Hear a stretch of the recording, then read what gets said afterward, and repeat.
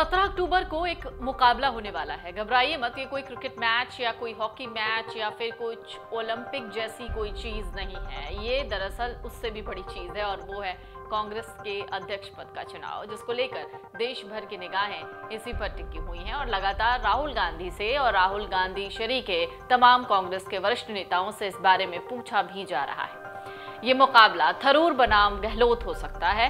फिलहाल दिग्विजय सिंह को साइड कर लेते हैं और भी जो बाकी चेहरे हैं उनको साइड करके सिर्फ आज बात करते हैं गहलोत और थरूर की कि इन दोनों में सबसे मजबूत दावेदार कौन है और कौन कांग्रेस को डूबती हुई नैया से बाहर निकाल सकता है। अगर पार्टी हलकों में देखें तो 4 कारण नजर आते हैं जो बताते हैं कि राजस्थान के मुख्यमंत्री का पलड़ा केरल सांसद के सामने भारी पड़ सकता है। चलिए सबसे पहले बात करते हैं अशोक गहलोत की। 71 साल के नेता जो गांधी नेहरू परिवार के सबसे करीबी माने जाते हैं, जो बहुत अहम मुद्दों पर चर्चा के लिए सोनिया गांधी या राहुल गांधी के साथ खड़े अक्सर नजर आते हैं। नेशनल हेराल्ड मामले में भी जब कांग्रेस ने सड़कों पर प्रदर्शन किया तो गहलोत भीड़ में नजर आए थे। पार्टी ने उन्हें गुजरात का पर्यवेक्षक भी नियुक्त किया है। इसके अलावा ये भी कहा जा रहा है कि गांधी परिवार ने ही उन्हें अध्यक्ष पद पर दावेदारी पेश करने के लिए कहा है। गहलोत का राजनीतिक सफर 4 दशक से ज्यादा है। इस दौरान उन्होंने राज्य के साथ साथ राष्ट्रीय स्तर पर भी भूमिकाएं निभाई हैं। पूर्व प्रधानमंत्री इंदिरा गांधी ने उन्हें 70 के दशक में केंद्रीय मंत्री बनाया। वो ऑल इंडिया कांग्रेस कमेटी के महासचिव भी हैं। जबकि बात थरूर की करें तो 2009 में पार्टी में वो आए, तब से वो तिरुवनंतपुरम सीट से लोकसभा सदस्य हैं। वो ऑल इंडिया प्रोफेशनल्स कांग्रेस यानी AIPC के अध्यक्ष रह चुके हैं। थरूर की बात चल रही है तो 2009 मई से लेकर अप्रैल 2010 तक विदेश मंत्रालय में राज्य मंत्री रहे और मानव संसाधन विभाग में उन्होंने एक जिम्मेदारी अक्टूबर 2012 से मई 2014 तक निभाई।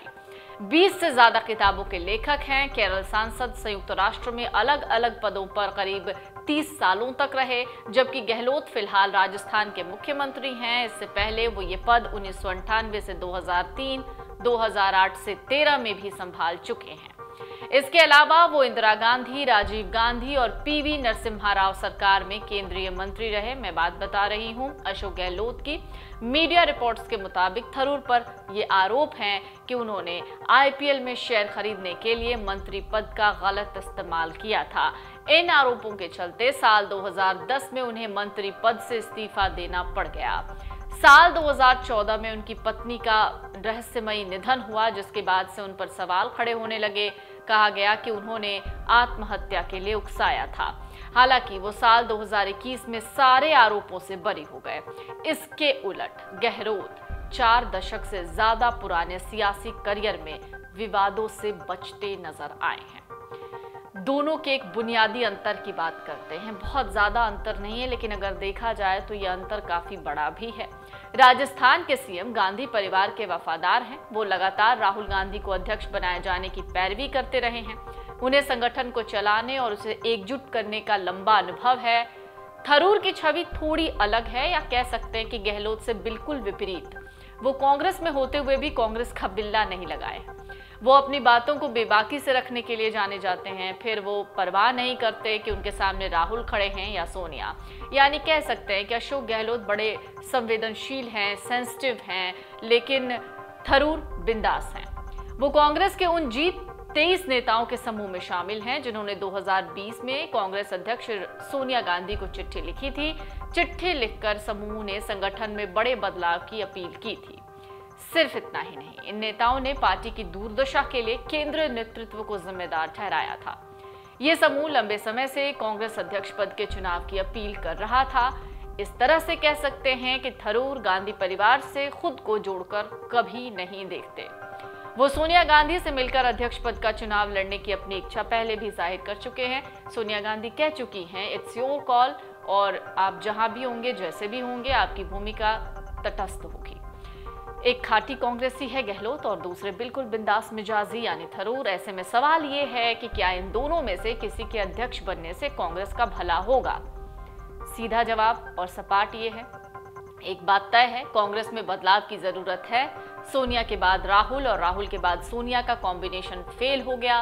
पिछले कुछ सालों में पार्टी की क्या दुर्दशा है आप देख सकते हैं। शायद इसी वजह से राहुल गांधी भारत जोड़ो यात्रा पर निकल गए और अब एक बार फिर से कांग्रेस में वही मजबूती लाने की कोशिश में है। कांग्रेस इन दिनों देश में सिमटती चली गई है। ऐसे में 2024 के लोकसभा चुनाव से पहले कांग्रेस को अपनी ये बीमारी ठीक करनी होगी।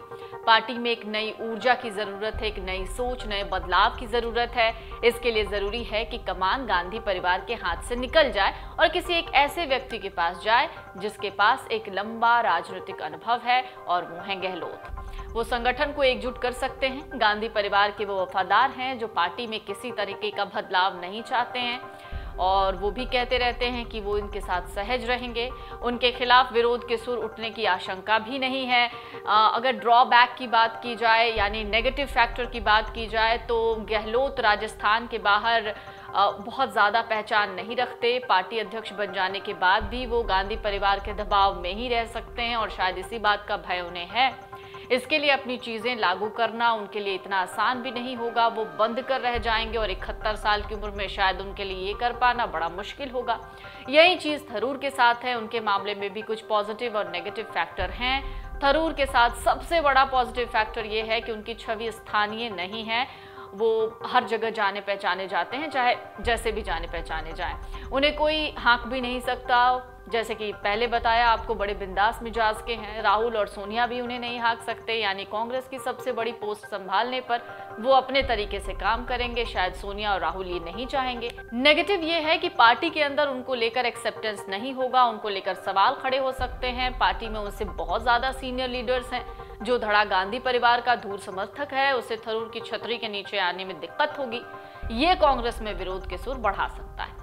तो कुल मिला के कहा जाए तो गहलोत एक परिपक्व और एक तरीके से बड़े ही संवेदनशील व्यक्तित्व हैं और शायद देखा जाए तो कांग्रेस के लिए वो एक वफादार तो हैं ही लेकिन एक मजबूत कांग्रेस अध्यक्ष हो सकते हैं। डाउनलोड करें अमर उजाला ऐप और पाएं खबरें लगातार। अगर आप ये वीडियो YouTube पर देख रहे हैं तो हमारे चैनल को सब्सक्राइब करें और बेल आइकन को दबाना ना भूलें। अगर आप Facebook पर ये वीडियो देख रहे हैं तो हमारे पेज को लाइक करें।